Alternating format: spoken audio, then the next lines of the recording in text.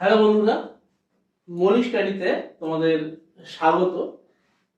আজকে আমরা food SI 2014 অঙ্কগুলো সলভ করে দেবো। এরপরে আস্তে আস্তে মিসেলিনিয়াস ক্লার্কশিপ যে পিএসসি পরীক্ষাগুলো আছে সেইগুলো নিয়ে আলোচনা চ্যানেলে শুরু হবে। অনেকদিন বন্ধ ছিল, আমাদের ভিডিও কিছুদিন বন্ধ ছিল, তো আমরা আবার আজ থেকে রেগুলার ক্লাস চালু করব। দেখো কি বলছে যদি একটি আয়তক্ষেত্রের দৈর্ঘ্য 8 মিটার বৃদ্ধি করা যায়, যদি একটি আয়তক্ষেত্রের দৈর্ঘ্য 8 মিটার বৃদ্ধি করা যায়, তার ক্ষেত্রফল 72 বর্গমিটার বৃদ্ধি পায়, তাহলে আয়তক্ষেত্রের প্রস্থ কত? অপশন দিয়েছে 8, 12, 9, আর বলছে যে এটা উত্তর করা পসিবল নয়। কোনটা হবে? দেখো, যখন একটা এরকম একটা আয়তক্ষেত্র আছে,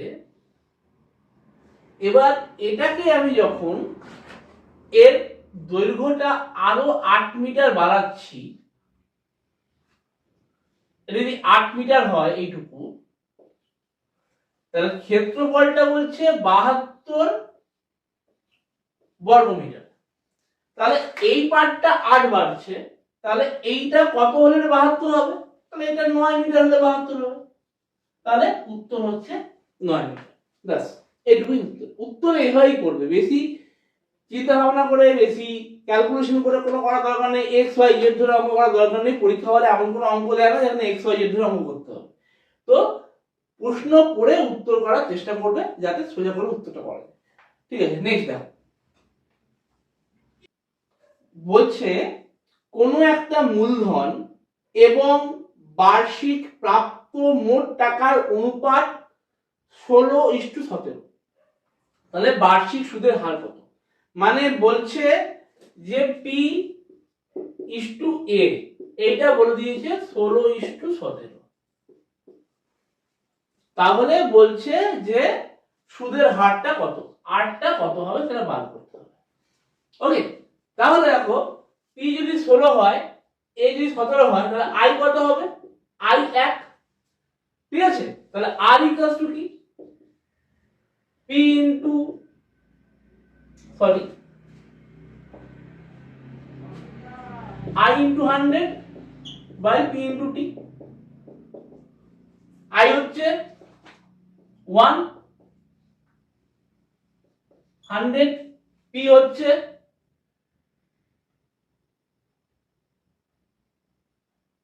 16, T 1 বছর বলেছে, তাহলে 25, 4, 6.14%। এটা হচ্ছে উত্তর। এরপর বলছে একটি আয়তক্ষেত্রের ক্ষেত্রফল 24 বর্গ সেন্টিমিটার এবং পরিসীমা 20 সেন্টিমিটার। আয়তক্ষেত্রের কর্ণের দৈর্ঘ্য কত হবে?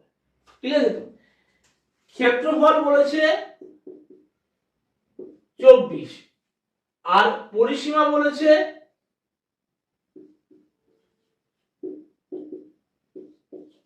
20। ঠিক আছে, বলেছে আয়তক্ষেত্রের কর্ণের দৈর্ঘ্য কত হবে। এখন দেখো একটা মজা, পেরিমিটার 20 মানে তাহলে l প্লাস বি আসবে হচ্ছে 10, দৈর্ঘ্য আর প্রস্থ যোগফল 10। তাহলে l প্লাস বি 10 আর l ইন্টু বি 24, এটা কখন আসে? এটা দেখেই বোঝা যাচ্ছে যে 6 আর 4, লেন্থ 6 আর ব্রেথ হচ্ছে 4। তাহলে ডায়াগোনালের ফর্মুলা কি আছে? Root over l square plus b square. 6 square plus 4 square 36 plus 16 52, 52 মানে হচ্ছে 2√13। নেক্সট, কোন একটি দ্রব্যের ক্রয় মূল্য ও বিক্রয় মূল্যের অনুপাত 5:4, তাহলে ক্ষতির শতকরা হার কত? মানে সিপি বলছে 5 আর এসপি বলছে 4, মানে 5:4 বলে দিয়েছে। তাহলে বলেছে ক্ষতির শতকরা হার কত। তাহলে কতটা ক্ষতি হয়েছে? 1 ক্ষতি হয়েছে। 5 ছিল সিপি, এসপি হচ্ছে 4, তাহলে ক্ষতি হয়েছে 1। তাহলে 5 যদি 1 ক্ষতি হচ্ছে, তাহলে 100 তে কত ক্ষতি হবে? 20 ক্ষতি হবে। তাহলে 20%, তাহলে 20% ক্ষতি। নেক্সট 5, a সমান 2p, b সমান a plus 3 means 2p plus 3, R c equals to বলেছে b plus 3, মানে হচ্ছে 2p plus 3 plus 3 2p plus 6। ওকে, তাহলে বলেছে a b c এর গড় কত, average of a b c। তাহলে a plus b plus c by 3 হচ্ছে, এটা অ্যাভারেজ হবে বা গড় হবে। ঠিক আছে, a মানে হচ্ছে 2p, b মানে হচ্ছে 2p plus 3, c মানে হচ্ছে 2p plus 6, পুরোটা বাই 3। তাহলে আলটিমেটলি আসছে 6p plus 9 by 3। যদি কমন নি, 3 কমন না এখান থেকে, তাহলে 2p plus 3 পড়ে থাকবে বাই 3, কারণ 2p plus 3 পড়ে থাকবে। ঠিক আছে, এটা ছাড়াও একটা কাজ করা যায়। দেখো ওখানে 2p, তারপর এটা 2p plus 3, তারপর এটা 2p plus 3 plus 3। ঠিক আছে, বোঝাই যাচ্ছে 3 করে বাড়ছে। 3 করে বাড়ছে মানে কি হচ্ছে, তিনটের মধ্যে অ্যাভারেজ তাহলে এইটাই হবে। এত কষ্ট করার দরকার নেই, খালি এটা অ্যানসার লিখলেই হয়ে গেল। ঠিক আছে, তোমাকে বুঝতে হবে যে তুমি কত সহজ করে অঙ্কটাকে করবে, সেটা তোমাকে একটু বুঝে নিতে হবে। কারণ দেখো এখানে অঙ্কটা না করে কিন্তু আমি অ্যানসারটা বার করতে পারছি না। ঠিক আছে, তো তোমাকে এইটা বুঝতে হবে। পরীক্ষার সময় তুমি টাইমটা ম্যানেজমেন্ট করতে হবে, তো টাইমটা ম্যানেজ করতে হবে, কত সময় তুমি বাজাতে পারো। এখানে তো সেটাই ফ্যাক্টর করবে। 50টা অঙ্ক করা মানে চারটিখানি ব্যাপার নয়।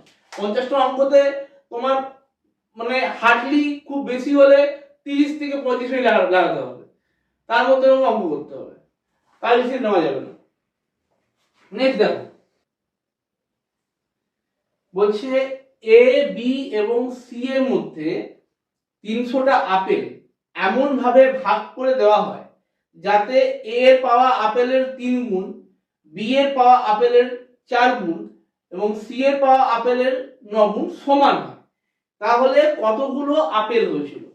এর 3 গুণ সমান বি এর 4 গুণ সমান সি এর 9 গুণ। তার মানে হচ্ছে এখানটা আমি যদি এরকম ভাবে করি, 3a সমান 4b সমান হচ্ছে 9c। ঠিক আছে, এটা ইকুয়ালস টু k ধরে নাও। তাহলে a ইকুয়ালস টু আলটিমেটলি কি আসবে, k বাই 3 ইজ টু, এটাকে একটা কাজ করো, a is to b is to c করো, a is to b is to c, k by 3 is to k by 4 is to k by 9। এবার এটাকে 3 4 আর 9 এর এলসিএম বা লসাগু করে নাও, দেখো কত আসছে। এটা আসবে মোটামুটি 36 আসবে, 36। তাহলে এটা কে কে কে কাটলো, 1/3 into 36 is to 1/4 into 36 is to 1/9 into 36। তাহলে এটা 12, এটা 9, এটা 4, তাহলে 12 ইজ টু 9 ইজ টু 4। এটা বেরিয়ে গেল আমার রেশিওটা। এখন কি বলেছে যে কতগুলো আপেল পেয়েছিল, তাহলে এটা হচ্ছে মোট ছিল 300টা আপেল। বি কতগুলো আপেল পেয়েছিল, বি মানে 9, তাহলে এখানে 12 আর 9 21 আর 4 25। তাহলে 25 এর ভ্যালু যদি 300 হচ্ছে, তাহলে 9 এর ভ্যালু কত হবে? তাহলে 1 এর ভ্যালু হচ্ছে কত, 4 3 12, আর 9 এর ভ্যালু হচ্ছে 108। ঠিক আছে, এছাড়াও আমি এই ক্যালকুলেশন না করতাম, যদি এই পার্টটা না করতে চাইতাম, এই পার্টটা যদি বাদ থাকতো, আমার অপশনে ছিল কি, অপশনে দেখো আছে 108, 104, 100, 104 আর 108। তাহলে এখানে 9, তাহলে বি এর টেবিলে 9, 9 এর গুণ 9 এর মাল্টিপল কোনটা হতো? 9 এর মাল্টিপল খালি 108ই হতো, আর কিছু হচ্ছিল না, এগুলো বাদ চলে যেত। আমি এইভাবে করতে পারতাম এতটা ক্যালকুলেশন না করে, এখানে আমার টাইমটা বাঁচতো। ঠিক আছে, তো তোমাকে বুঝে নিতে হবে যে তুমি কত সহজে অঙ্কটা করতে চাইছো। নেক্সট দেখো, বলছে দুটো সংখ্যার যোগফল হচ্ছে 50 এবং তাদের মধ্য সমানুপাতিক মানে মিন প্রপোর্শন যেটা হচ্ছে সেটা হচ্ছে 15। তাহলে সংখ্যা দুটো কি কি? ঠিক আছে, দুটো সংখ্যার যোগফল বলেছে 50 আর মিন প্রপোর্শন মানে এ আর বি এর মিন প্রপোর্শন, এটাকে বলা হয় রুট এবি হয়। এ আর বি এর মিন প্রপোর্শন বা মধ্য সমানুপাতিক রুট এবি হয়, এটা বলে দিয়েছে আমাকে 15। ঠিক আছে, তাহলে বলেছে সংখ্যা দুটো কি কি? অপশন কি দিয়েছে? অপশন আছে 35 15, অপশন আছে 25 25, অপশন সি হচ্ছে 40 0, আর অপশন ডি হচ্ছে 45 আর 5। ঠিক আছে, দেখো 40 0 হবে না, কারণ কি দুটো যোগফল 50 হচ্ছে না। 25 আর 25 এর রুট করলে এখানে অ্যানসার 25 আসতো, তাহলে এটাও হবে না। এখন 35 15 আর 45 5 পড়ে আছে, তাহলে 35 আর 15 রুট যদি করি, এর যদি রুট করা হয়, এখান থেকে 5 কমন গেলে 7 3 21 পড়ে থাকবে রুট, আর 45 5 এর রুট করলে এটা 225 এর রুট হচ্ছে 15। ঠিক আছে, তাহলে এটাই অ্যানসার 45 5, এটাই অ্যানসার হবে এইটা, আর বাকি কোনো অ্যানসার এখানে হবে। নেক্সট বলছে যদি একটি সম্পত্তির 0.25 অংশের মূল্য হয় 15,000 টাকা, তবে ওই সম্পত্তির 0.0 ইন্টু 0.5 অংশের মূল্য কত হবে? যদি একটি সম্পত্তির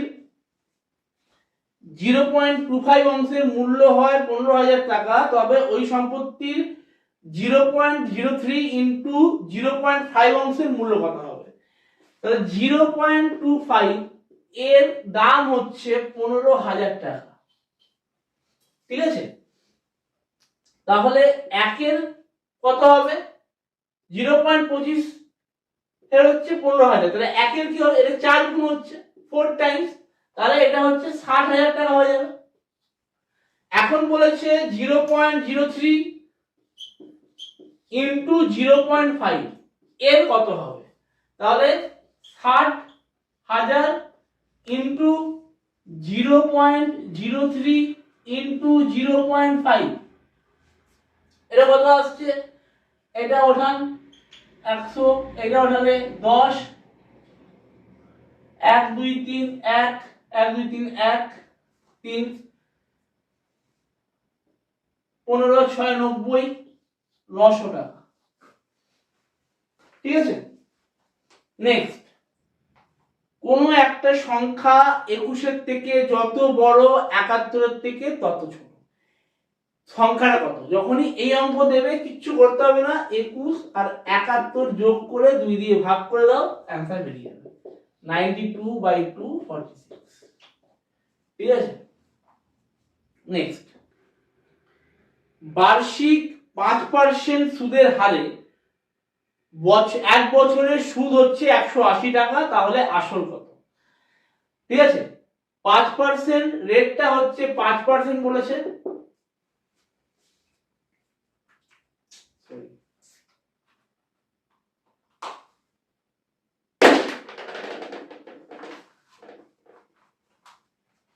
রেটটা 5% বলে দিয়েছে আর আইটা বলে দিয়েছে 180।